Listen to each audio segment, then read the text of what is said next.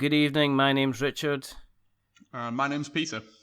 And this is the quick start for the KickStart, our ongoing series of little sound bites into what is happening with the SubTerra Kickstarter campaign. As I say, my name's Richard. I'm joined by the wonderful Mr. Peter Blenkharn. It has been another busy week. How has it been? Well, busy, yeah. It's been a good week. It's been an exciting week, actually. Last week was a lot of hard work, getting a lot of stuff kind of put together. So last week we ran a competition for basically a concept for a miniature that we weren't originally going to be able to do.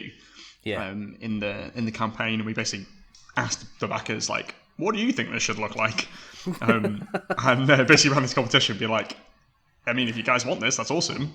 We didn't think that you would, but that's cool. What kind of things you want.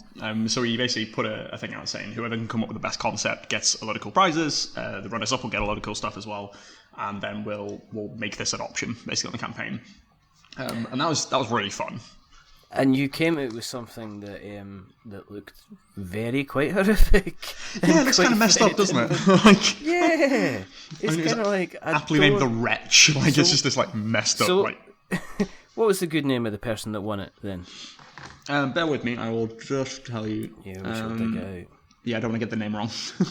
Yeah, exactly. That was it. You give out the wrong name, and then somebody went, "Hang on, I was told that was me." So it's someone called Johanna Hirvonen, I think that's how you pronounce it, from Finland. Brilliant. Yeah, it's pretty cool. It's actually really cool. Actually, it was one of the backers who commented on the sort of the comments thread of that update, being like, "That's awesome. This person comes from my hometown," which is quite nice. That's pretty cool. Yeah, it's just really sweet. And loads of people being like, "Oh, this is cool," or maybe like, "Oh, this isn't what I expected. Like, this is interesting." Also made a complete bugger up when I thought it'd be a really sensible idea to show everyone like the results from like the count, because we'd use like the AV voting system to like work it out. Okay. And I basically buggered up the last round of it. Fortunately, the same winner came out the other end. All right. So it didn't actually make any difference to the final result, but I was just like, oh my god.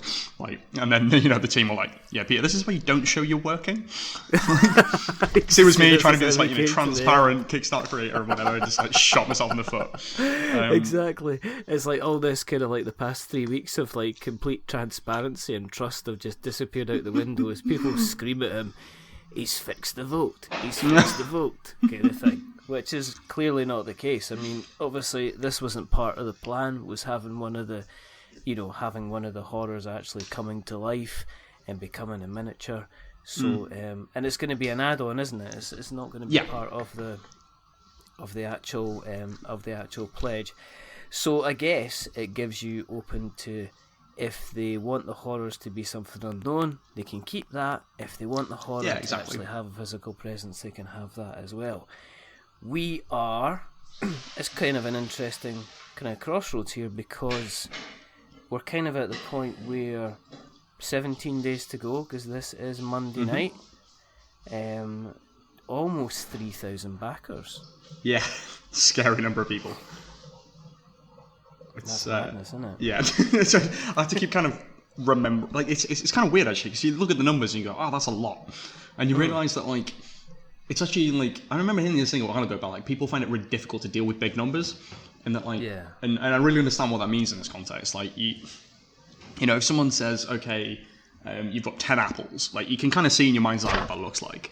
Like, you kind of got 2 big handles full of apples. And then if someone says you've got 100 apples, you can kind of, well, it's like that, but just like 10 times that many. It's maybe like a whole crate full of apples. But then if someone says like 90 million apples, just like, I have no idea how big that is. Absolutely no idea. Like, it's just a lot. And it's kind of how that is at the moment. Like, this big chunk of money from pledges and this big number of backers, it's just like, there's just a lot of people.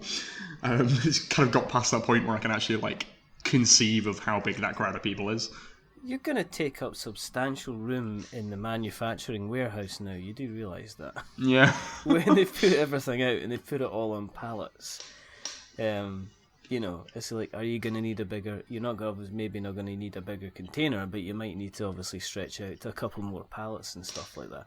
I remember seeing it. I think it was a campaign quite recently where they had decided, I think it was Herbaceous, by Eduardo Baraf, yeah, and he decided he got the stuff delivered to his house, and then he says, okay, here's the number of games that are going out to our US backers, and pretty much his entire house was kind of taken up by these board games. So you can imagine if they come, basically if you end up in the same situation and folks say, I'll tell you what, for the UK backers, we'll just deliver it to your house. Yeah. You're gonna need a bigger studio. But we did that one time and never again. What happened with that? What was that for? Was that that was from Molecular back in the day. Was it? Yeah, that was a long time ago now. But we decided that it'd be because we were still fairly small fry at the time. I mean, we still are really, but we hadn't really got our kind of heads around all the different shipping options, and we were a little bit worried that we'd end up like overcommitting and then it taking ages. And we decided, it's 550 backers, like that's a number we can deal with. Get a team together. We just need to sit down, for a weekend and work it all out. Get it all laid out, and just go from there and do it all by like post office, My Hermes, that kind of stuff. Buy a couple of books of first class stamps, and then exactly. It was basically how we did it. It was pretty bootleg, but it worked pretty well. But it was just quite stressful because being idiots that we are, we decided that on our first ever Kickstarter campaign, we're going to have loads of different options. I think one of the reasons we did so well on the first campaign was because we had those, those add-ons, the extra levels and whatever. But it was an absolute nightmare to get right. You got it's like, groups of people. It's like, okay, who just wants the bog standard game? And then it's like UK, Europe, America, everywhere else. And then who wants the game but with add-on number 1? And then the same thing but with add-on number 2. And then the same thing with add-on number 1 and 2. And then you kind of got that whole thing. You got all these different like individual piles that you've got to attach like the right label to, put the custom stickers on. Like it was frustratingly difficult to get it all absolutely right. I think Caesar put a kind of an update out from Alley Cat Games about Lab Wars. Yeah. Basically saying kind of like the same thing that we said we were going to ship out last week, but what happened is that we realised that we had to do it staggered now because we we offered all these different combinations, and we didn't realise how long it would take to put everything together and pack it by hand. So you're gonna have to wait a little bit longer. But he has got a picture on his latest update, and it is kind of like a room full of cardboard boxes. Yeah, which is incredibly funny. So all the best to Caesar. That should be his stuff kind of finished. But Euro is. Where are we now? 156,000? Yeah, about that. It is 158. 622. Where has it been on the growth side of things? Obviously, we're into past our third week now. So where have we been on the kind of the growth chart? Is things being steady? It's been pretty steady for the past sort of week or so. I've been kind of keeping an eye on things and seeing what's kind of been getting people excited and whatever. But yeah, the past sort of like week and a half's been fairly consistent at about sort of 50 backers a day, about 2,000-3,000 pledges a day, pounds worth of pledges even, which is pretty good. Like it's weird because when you look on like KickTrack and stuff, obviously the first day was so colossal that you've got these tiny little bars on the bar chart. They look really insignificant. You realise it's like 50 people giving you like 80 quid each. It's a lot of people and a lot of money. But is there? I mean, is there kind of like a kind of an average of what people are going for backing wise? I mean, or So because on the sort of like the creator side of the Kickstarter page, it shows you like a graph of like a bar chart of like how many people have backed each pledge level, and then kind of what percentage of the overall funding that contributes to, that kind of thing. And like the way it kind of looks at the moment, which is kind of what we expected, but like people have obviously been more excited about this than we thought we were going to be. But there's a few people. We've got like 100 people who've gone for the £1 level. So just kind of say hello and keep a tab on the updates and stuff like that. Yeah. And then we've got 700 people on the straightforward game with no extras. So yeah, looking at that, so there's probably a few people in there who've got some add-ons, but basically just want the game. Then the biggest one is we've got nearly 1,300 people, so nearly double that amount, backing the Veterans one, which is the game and all the expansions, which is our most popular pledge level by a long, long way. And then we've got about another 1,000 people, about 900 people going for the fancier options, so getting the collector's box and the miniatures and all that stuff. But it's almost like it's kind of two kind of peaks, I suppose. Do you think there's going to be, is the plan to do what seems to be popular, which is you'll close the campaign, and then when the surveys go out, you'll allow people to kind of buy the extras or even upgrade their pledges? Is that the plan, or are you just kind of closing it down and saying, okay, this is what you've backed, that'll be what you've kind of been getting? Yeah, exactly. It's something. It's a little bit difficult at times to work it out, because on the one hand, we want to give people who've backed, a flexible opportunity to back at whatever level they want. And be real about it. Like, some people just don't have the money at that one particular day that the Kickstarter pledges get processed, but they might the week after because of a paycheck or something. But we have to be quite careful as well, because what we don't want a situation is where we might massively disincentivize people backing on the Kickstarter and I'll just wait for the pledge manager. Yeah. Because obviously, we want to get the stretch goals. We want to be able to guarantee, we've got that money in so we can do all the cool stuff. If it happens in the pledge manager, we've already sent, the order to the manufacturer by that point. So it's a bit of a shame if people do that. But basically everyone who's backed will get an opportunity to upgrade if they want to. And then anyone who hasn't, they'll be able to order through the pre-order shop, which will basically be the same sort of thing. Be able to go onto whichever pledge management service we use, and essentially select a pledge and add-ons as they would normally, but just kind of as a new backer rather than as a Kickstarter backer. That's pretty cool. So you are going to have late pledges then? That is going to be a thing? Yeah, it won't be very long. Just because we're aiming to have a really quick turnaround. So we were chatting to the manufacturer just before they went on their Chinese New Year holiday, and we'll be getting the white box sample, which is basically an unprinted version of the game as it would be manufactured. So with all the same materials and stuff, pretty much mid-February, when they get back from their holiday. It's top of their list. That's 2 weeks. Yeah, it's not that long. That's not that long at all. So you just get pretty much an entire blank copy of the game, so you can check the component quality and everything like that as well. Yeah, exactly. I'm not at all worried about it, because we've had the one for Statecraft about a month or so ago now, and I checked through all the components and it was 100% spot on. All the components perfect. Couldn't really ask for much more. The factory manager, the manufacturer using is brilliant, really responsive and stuff. So we had one or two problems where it's you missed off this bin. Sorry, I forgot to pull it in.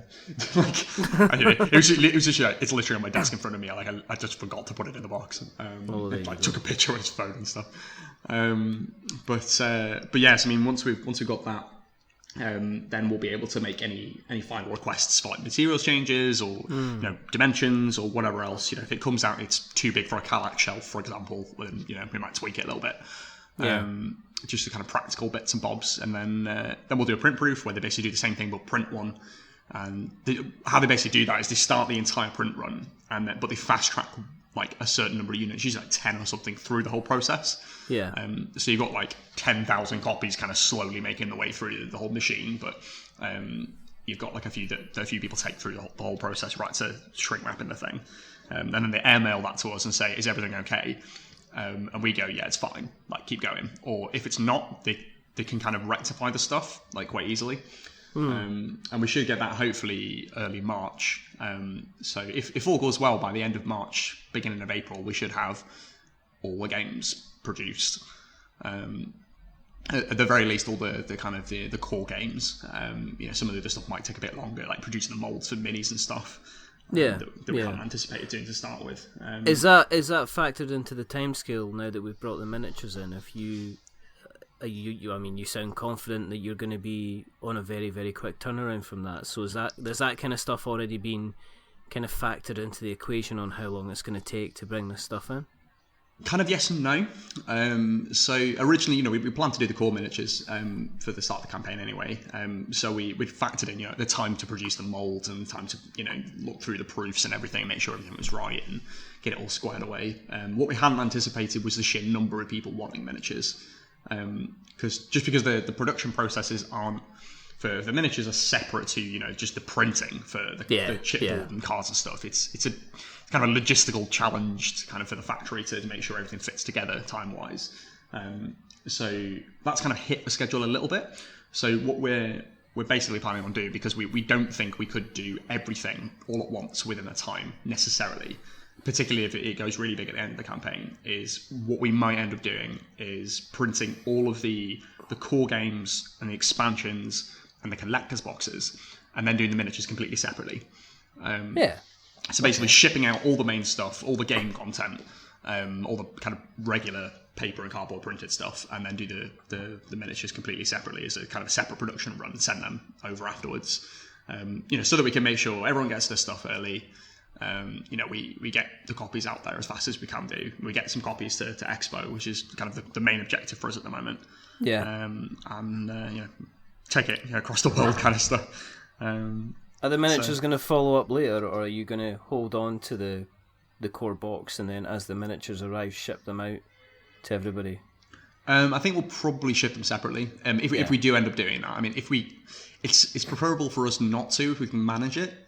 Just because obviously, like shipping two things, shipping's expensive. Like, I mean, people don't realize this half the time, but like generally speaking, what you're paying for shipping is probably a fraction of what it actually costs the creator in terms of the time they have to invest in working it out, the relationship they have to have with a shipping or fulfillment company, the freight they've got to pay, the import taxes they've got to pay, the actual shipping charge itself, handling fees, everything is blooming expensive. And all it takes is somebody to say, I want a safety test on this batch that's coming out, and then you're like, yeah, okay, thanks for that. And it can really screw you. Like it's a dangerous game sometimes, because like if you don't get the shipping costs right, it can be brutal to a campaign's finances. Like, I mean, it's aside from production, it's the most expensive thing, and sometimes it is more expensive than production. Like depending on the ratio between the size of your game and the weight of the game and how much the game costs at retail or whatever, and the shipping, you can sometimes be like 3 times as expensive as the game just for the shipping. Well, I mean, I've seen that. No, I mean, I've seen that, and I've seen a couple of I've coveted a couple of games which are currently sitting in the States on pre-order, and the game's fine. The shipping's more expensive than the game. And it's just a I mean, and I can imagine kind of shipping that in kind of bulk. I take it your logistics for like the UK and delivering it within Europe and everything like that is all kind of sorted out. Yeah, it's fairly straightforward. I mean, like the difficulty isn't. It's kind of hard to explain, really. It's not really shipping to backers. Like, putting a label on a parcel and making sure the right stuff's in the parcel and then putting it in the post is the easy bit. It's fairly straightforward. The people that do that know what they're doing. They do it every day. But the working out the most like optimal system so that it's fast, it's delivered intact, there's no damage, you're getting the right stuff to the right people, and it's not going to cost you an arm and a leg. That's the hard bit. And like at the moment, because of the sheer size of the campaign now, we're getting into big numbers, not just stuff I can do out my mum's lounge like I did with Molecular. Exactly. You're going to need the dining room and the garage now as well. And the whole blooming estate as well, that's right. But yes, I mean, with this kind of numbers, we need to start seriously thinking about, do we want to use a really big shipping company, like not a kind of games company?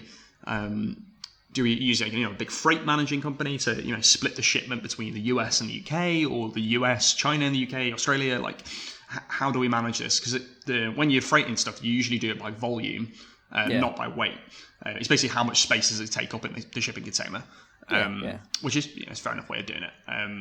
So you've got to be careful that you don't end up in a situation where, even though it basically costs the same to freight, X amount to China, X amount from China to America, and then same as again to Europe or something like that, that you don't end up then costing yourselves extra because you're not getting the same scalability from the freight people, the shipping people, when you send them out to backers. It obviously give you bulk discounts and stuff if you send a lot of parcels from the same place.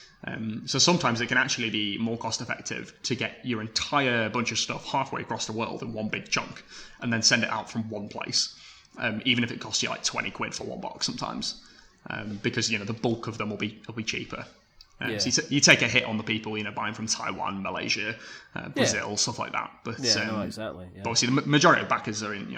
Looking at the campaign page now, I can guarantee vast majority, like probably 80%, will be Western Europe and North America. And that is not expensive to send, because there's so much going through there anyway that you just kind of get on the back of the wagon. Yeah, it's pretty cool. It's pretty cool like that. That's good. So long, with the success comes an awful lot more thinking. Yeah, definitely a lot more spreadsheets. I mean, it's almost home straight time. I mean, in 2 weeks' time, for everybody who is putting the money out there, backing it, then as far as they're concerned, this will kind of be over. You have put up some more stretch goals of late. Do you want to kind of quickly maybe bring out a couple of them for the listeners' pleasure? Something that can entice them to be looking to do. Especially there's a big one there, which I think you kind of mentioned. You kind of dropped subtle hints the last time we chatted. So do you want to talk about a couple of the newer stretch goals that are going to be coming out? Sure. So there's a kind of a few ones that I suppose like the most interesting for me, I guess, the kind of ones I'm most excited about. But one of the things we've been looking at recently is the kind of custom dice thing. A lot of campaigns will be like, instead of having just pips on the dice, we'll do something funky with it. So we basically decided to do the same thing, but then we were chatting about it in the team and thought that actually what would be really cool is to put a load more time into the design and do you've seen these kind of like boutique RPG dice sets that are like really interesting designs, kind of get these like dwarven rune sets and all that kind of thing. So we're going to do that with the dice in the game, but we're also going to produce an add-on like RPG dice set with the same set of designs, so the kind of SubTerra world dice, just as a kind of fun extra, which would be cool. There's a few people kind of suggested that. The one after that's a companion app. So we've been chatting up an app developer, which should be pretty cool. So we thought, it's the kind of game that, because it's so, we've aimed for it to be thematic and immersive, and we've come up with the soundtrack already. This guy called Joachim from Norway, who's one of our translators actually, who's kind of amateur sound designer on the side, who's putting together our soundtrack for us.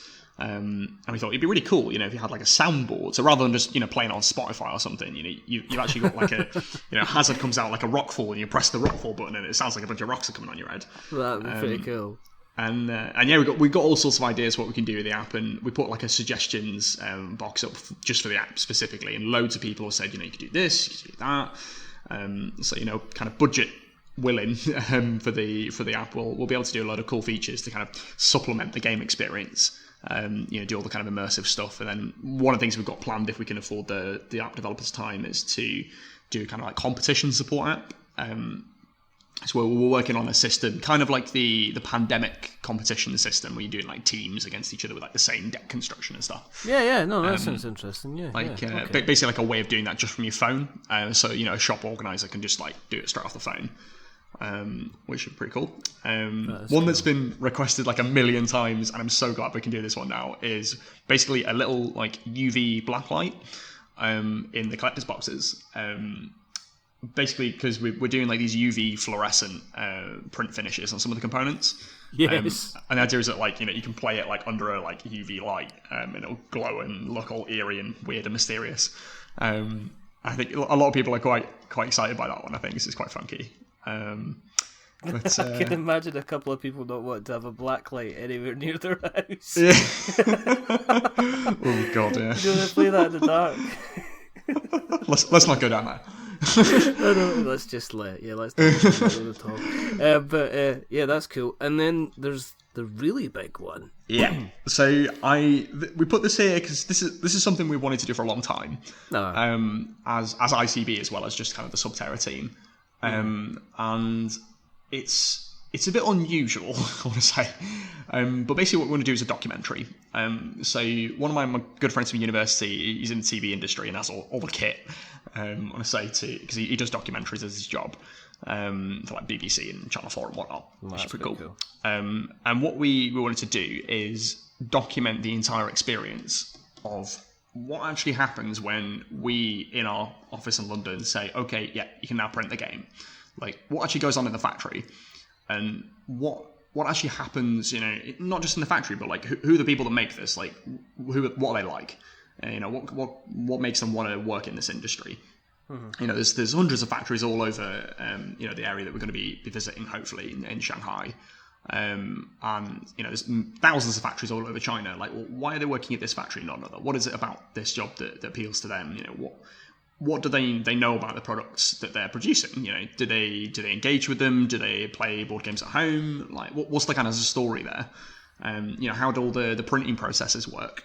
How do you make playing cards? How do you make punchboard tokens? How do you do all the print finishes? All that kind of stuff. Yeah. All the kind of really, when I say like the nerdy technical stuff that people really want to know. It's not been done, and I think it would help. I mean, people want to know these things, and I think people would find it fascinating as well. Well, yeah, I mean, like, even for us, just like even working out like what actually happens in the factory is just really cool. Like, we're intrigued just to like see the machines working. But yeah, it should be really cool. Like, we chatted to the factory manager who we met at Essen when we went last October, and we were like, is this something we could do? And he was like, yeah, sure. Like, you can come and stay with us. Like, come have a look around the factory. And it's like, awesome. So basically the idea is, at that point, we've got enough in the budget to fund a trip over there. And get all the money together for bits of equipment that we need, and pay for flights and stuff. Then we could do. But hopefully, what we're going to end up doing if we do get to that level is basically split. Instead of doing it as like a Netflix documentary type thing, you split it up into loads of like 5-minute segments and put them on YouTube.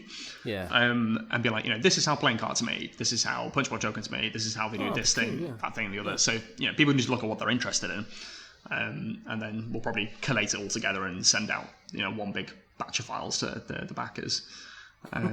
But yeah, I really hope we get to do that, because I think it'd be really interesting, not just for us, but for a lot of backers who are a bit more intrigued about, how the whole thing actually comes together. Kind of very abstract at this point, because it's just a bunch of ideas and a few prototypes, not pallets full of games yet. No, exactly. And anything else planned for this week? Oh yes, as always. Yeah, so this week we're running another sort of backer competition called See the Darkness, this time instead of Shape the Darkness. And what we're doing is a competition where we want to see, like, it's kind of silly really, but we want to see backers' expressions as if they were being like pounced on by one of the horrors. So we're asking people to take photos of themselves or their friends, basically like as if they've just been like lapped at by nasty monsters in the darkness. And then we're going to do a painting of them. Our illustrator is going to do a painting of them and send it over to them as like a fun prize. That sounds absolutely fantastic. We've had quite a few entertaining submissions already. Like we said, for bonus points, give us a little bit of backstory. And some of them were a bit choice, shall we say. But it'll be quite funny. But yeah, and then hopefully in the last sort of 2 weeks, we'll be running a few sort of social media based ones. Yeah. So we're not exactly sure what form they'll take. We'll look at the suggestions box to see what kind of things people want to be able to do on the campaign. But it's been really nice to be able to not just to, provide an opportunity for backers to help the project succeed, but like give them a way of actually contributing to it. Like with the horror stuff, like we didn't go into the campaign thinking we were going to do it, and then so many backers were like, this would be really fun. We're like, okay, sure. Let's see how it goes. Let's see what happens. Yeah, and then it ended up with loads of people getting really stuck in. Like, we were like amazed by the amount of people that submitted stuff, and like not just how many submitted, but like how much time they put into it as well. Like, and knowing that obviously there's a pretty good chance they weren't going to win anything. We were like, we'll put everyone's submissions in the book and on the website and stuff, but we can only have one winner essentially. But even with that kind of knowledge, people were really getting stuck in and like chatting to each other on the comment section, chatting about ideas and all sorts, which is really cool. So it's all good. So another week done. 17 days to go. Yeah. 2,940 odd backers. Yeah. And £158,000. Quite a bit. It's a decent number to head into the last 2 weeks to do. Yeah. Again, we will be putting the notes in. We'll be putting notes in the show notes, so we have notes to show. We'll have the Kickstarter campaign will be there as always, and there will be links to Inside the Box's social media, and there'll be links to ourselves at We're Not Wizards as well, so you can follow along, you can hide, you can cower, you can watch, you can stay scared in the dark. But remember, if something jumps out at you, to make sure you take a photograph, because we really want to see those faces of terror. Oh yes. But that's a good place to leave it, I think, to finish off today's quick start of the Kickstart. It's again brought to you by We're Not Wizards and Inside the Box Boardgames. So all that's left to do is a quick goodbye. So it's a goodbye from myself, Richard. And it's a goodbye from me as well. Okay, and we shall speak to you again on the same bat time, same bat channel. Bye for now.